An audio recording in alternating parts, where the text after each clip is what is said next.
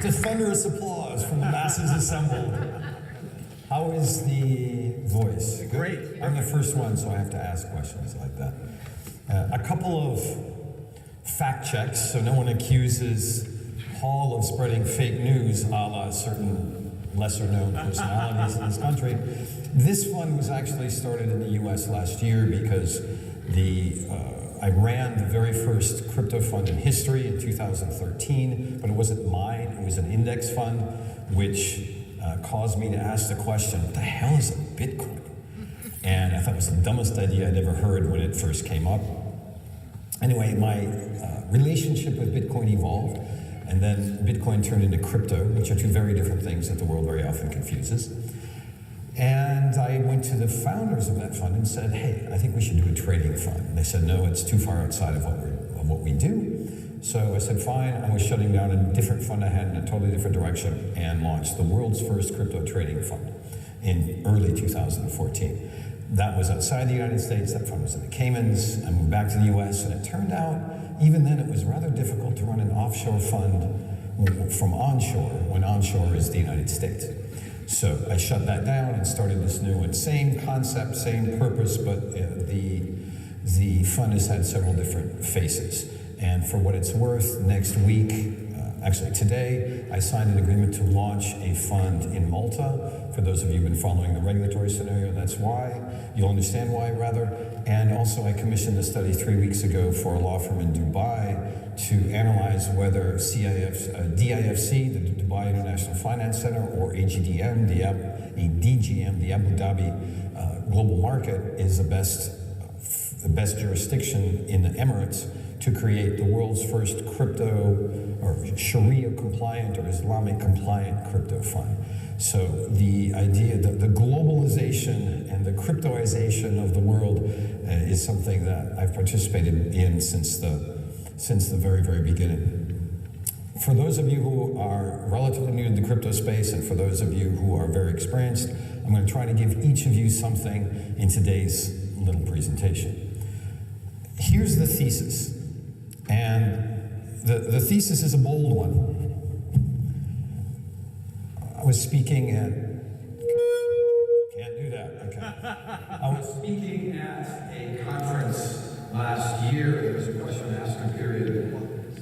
That's okay. If I walk around too much, and my colleague Brendan is filming me, you can see how big the crowds are, so I'm going to stay here. Okay, thank you. So, this statement is a very bold one, and it came up in response to a question and answer. And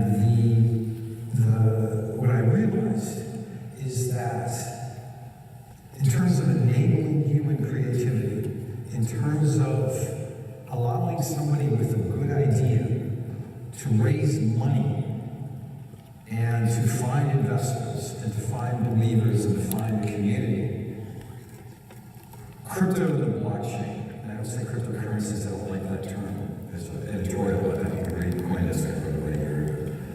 Crypto assets enable human creativity like nothing else in the history of humanity. Nothing else. The Industrial Revolution pales in comparison to what crypto and blockchain will allow. And I'm not saying that crypto and blockchain are going to be bigger than the internet. A lot of people like that comparison. Crypto and blockchain are part and parcel of the internet. It's a logical extension of the internet. Anybody know this city? Right? You no longer have to live in a suburb of this city to raise money. And effectively you did and have had to for about the last 3 or 4 years. Who recognizes this city? What is it? Hong Kong. If you're in Asia, same thing. If you're not in and around Hong Kong, to some degree Singapore, there's certain other centers. You can talk about Taipei, you can talk about Seoul. But essentially, you had to be in and around the city in Asia to raise serious money. This? London. Very good. If you're in Europe, this is where the money is. Brexit notwithstanding for the moment. What happens is it allows everyone Crypto assets, blockchain, and the internet allow everyone to participate in a wealth creation, idea realization process to a degree never seen before in absolute or percentage terms in the history of the human race. Now, let's talk a little bit about that history.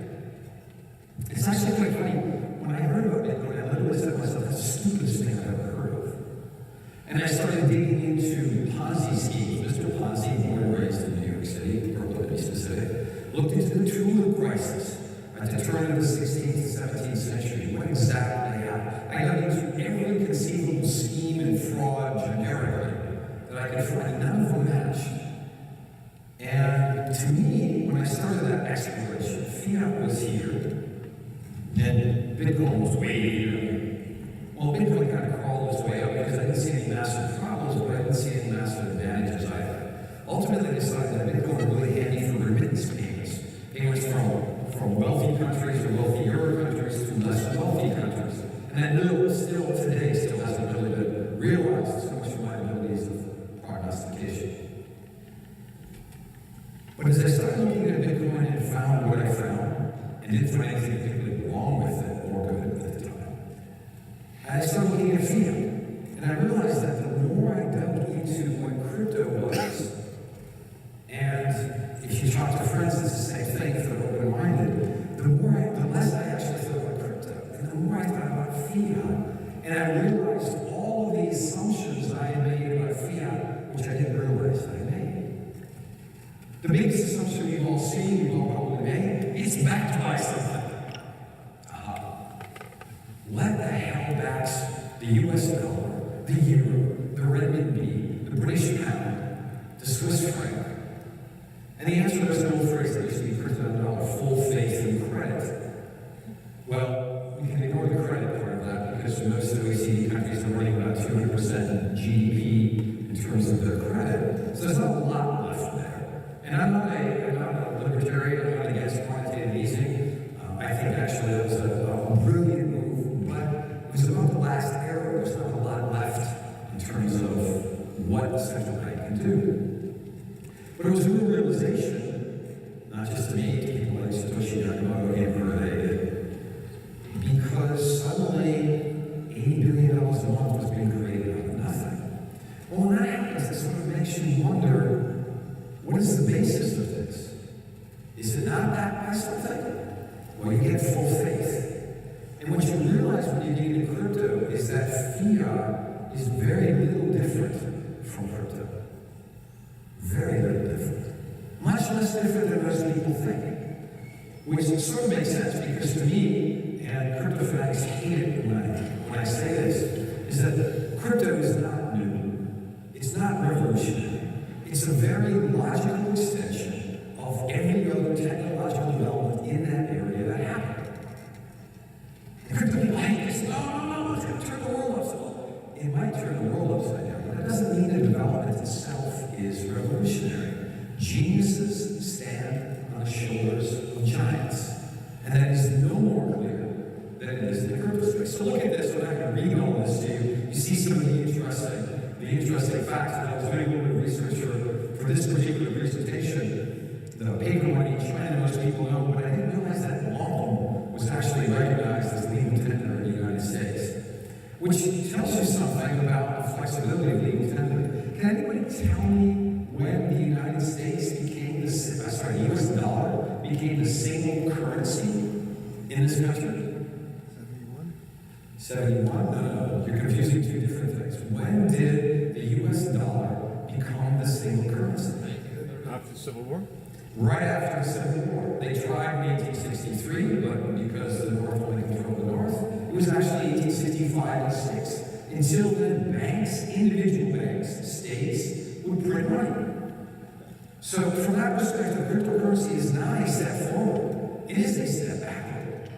If you look at the city-states during the Middle Ages, the Dark Ages, in Europe, every third lord printed his own currency. That's what we're doing now. And what was it that determined the value of the currency? Well, that's so interesting, because in theory, gold. But then the average lord needed some money to collect $1,000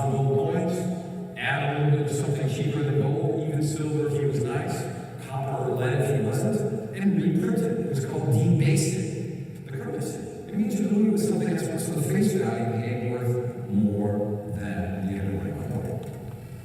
There's a concept called seigniorage, which went out of fashion, and now it's coming right on back into fashion. What is seigniorage? It costs you $50 to dig gold out of the ground, and you happen to be lord of the gold mine.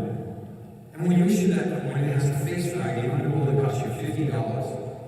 Using modern currency that existed at the time, that's okay. You're going to issue that coin with a face value of $500, or livres, or shillings, whatever you want to do.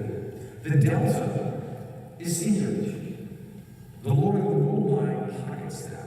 And so seigniorage has now come back into common parlance because people who create a new cryptocurrency, right? I'll do a nice I'll distribute it. I'll use the word issue because I don't want Jake Clayton to come down and jump on me. They distribute this currency, they hold 30% of it, it has a value, they create something out of nothing. Value out of nothing? Not really. They have value for effort.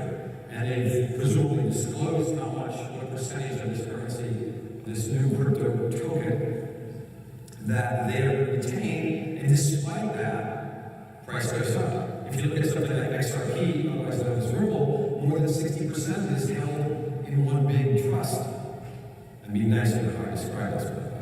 And notwithstanding that enormous cliff, the value goes up. That delta in that trust between zero and the current value is seigniorage.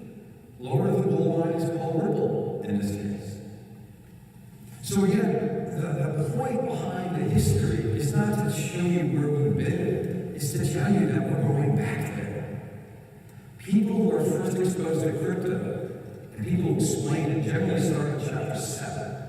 And the poor listeners are like, what the hell are you talking about? Blockchain, distributed ledger, master nodes. I have no idea what's going on. That's mechanic. Those are all details. If you want to explain crypto to someone, if you want to understand crypto, you need to understand it conceptually. And conceptually, it is not new at all. Bretton Woods, etc., etc. 1930, FDR executive order. What did that order say? Does that mean no? Turning your gold.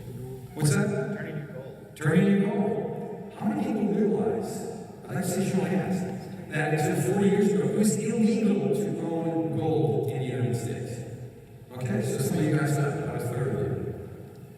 It was a crime. ATF, the predecessor of ATF, the precursor, put people in jail for owning gold. 1 week it was legal, the next week it was not. And the reason that FDR did that is because Franklin Delano Roosevelt started the process of breaking the tie between the US dollar and anything else, other than full faith. Now, to your date, what happened in 1971? Now, what date? OPEC. What's that? OPEC starting the... No, OPEC was 73. That was the first oil crisis. Nixon's, August 15th, 1971, Richard Nixon finished what Franklin Delano Roosevelt started and broke the last tie that could. Delano Roosevelt effectuated the convertibility of dollar to gold, and Nixon ended in theoretical tie of dollar to gold, because until then, the dollar was sort of backed by gold. Except, why did FDR say that gold could no longer be converted? Or dollars could no longer be converted to gold? so you couldn't actually do it. And what? From a financial history perspective, the Dark Ages that I refer to were caused by a lack of money expansion because of the tie of hard money. In other words, you want more money, you have to have more gold. Why does the word barter exist in the English language? Because people didn't have enough bloody money. They had to find another way. They created money out of something, in this case goods for goods, because M1 couldn't grow. FDR realized that, or his financial advisors realized that. They broke the tie, radically expanded the money supply. And the first example of quantitative easing is the reaction of the United States to the Great Depression. Spend it out. And so that was followed again very recently. History repeating itself if you bother to understand history. That's an important date. So August 15th you have, and then the internet comes along. Now people say, the first cryptocurrency was Bitcoin. Hell no. As near as I can tell, it was the 9th. It may be more than that. The first, take a look, Netherlands, 1989.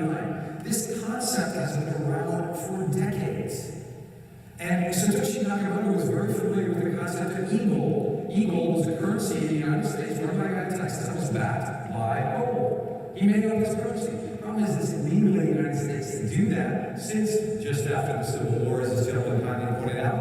And you're left with committing a crime because this is a currency backed by gold. Arrested and shut down in 2009, I think. Something like that, yeah. Just before BTC was created. So, Satoshi Nakamoto was a wise fellow. Not simply because they then created Bitcoin, but because he remained anonymous. It's hard to arrest somebody if you don't know who to arrest. And still has not come out of hiding. And probably never will. Can you imagine the intention? The person, poor Satoshi, lose his entire personal life. Now he's out there, he's living, presumably, a normal. And so here you see some of the projections. BTC as of this morning, a while ago, $7,460. I was going to put 20,000 euros just in depressing watching a 70% drop, so I figured it would.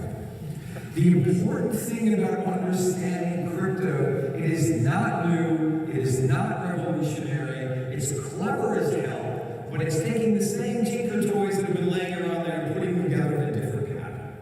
That is all. Which makes it very easy to understand. But at the same time, you have to look at fiat, which is not backed by anything. People talk about printing presses, when it was even simpler than that. You had the accounting entry, boom, $80 billion a day. That served a good purpose at the time. Now let's think about it. Let's see whether the Fed takes its $4.5 trillion balance sheet, shrinks it back down to $800 million. That's the test. The U.S. actually might pull it off. I don't think Bombay is going to be able to do that. I don't think the ECB is going to be able to reduce their balance sheets anytime in the foreseeable future. They'll probably just inflate it down to something trivial. My thesis enables more human creativity than anything in history. You see the numbers here. This one I like, the fourth. 31%, a third of humanity doesn't have a bank. Now, in theory, you can buy smartphones and waiting for this application. There are some that are coming out now, but we're not there. Skip the bank. Use your smartphone in crypto. Or use your smartphone in fiat if fiat currency gets activated, it would enable that to happen. But it is an enormous problem, right? Son, please send me some rent, says the money in French, says the mother in French Guiana, and the taxi driver in New York, or all from someplace else, wants to send $50. Well, by Western Union, it costs you $23 to do that, right? There's no easy way internationally to send money, and you can send crypto. I'm not going to do anything with it because the landlord doesn't take crypto. So you have a problem with that, and that problem still is yet to be solved. But the potential here is enormous. We're talking billions of people. Number of Bitcoin wallets, you see the rest of that. It has to be the biggest revolution in raw numbers because the population of the entire world in 1900 was where you see it. There are 3 times more people today that own bank accounts than existed on the planet 100 years ago. On a percentage basis, it gets just as interesting. Because if you look at the Industrial Revolution, there are a lot of people who are employed in horrible conditions, especially with our audiovisual folks over here, unions that are development in the United States, and looked up some numbers. How union membership peaked in the 50s. Well, there's a reason for unions to exist prior to World War II, particularly because of horrible conditions created by the Industrial Revolution, because very few people participated in the outside. What crypto allows people to do, everyone on the planet, almost 70% of people on the planet at least, it allows them to participate in this incredible harnessing of human imagination. Smartphones, 2.5 billion. You have a smartphone, you can participate in this. That's 1/3 of humanity. Nowhere near that percentage ever participated in the benefits of the Industrial Revolution until much later after it began. And now you see from the very beginning, so the first ICO I personally invested in was based on a team run by a team in Estonia. The average American would have difficulty finding Estonia on a map. Pick a continent. That could literally not have happened prior to all the developments we see. So, that is my thesis. I will go a little bit more substantively in the minute of time I have left. But if you have any questions from the masses I see in front of me, feel free to ask before I go into something a little bit more down to earth, stable. Yes, sir. First of all, it's not a question, it's a comment. And Well, then you guys said that. No, not necessarily. it's a comment. I have been going to crypto conferences for 8 months, about every 2 weeks, all over the world. You truly have a sympathy. And including last week in New York at the Consensus Conference, where there were 8,500 people. I have never seen a more excellent presentation than what you have given today. Thank you. Thank you.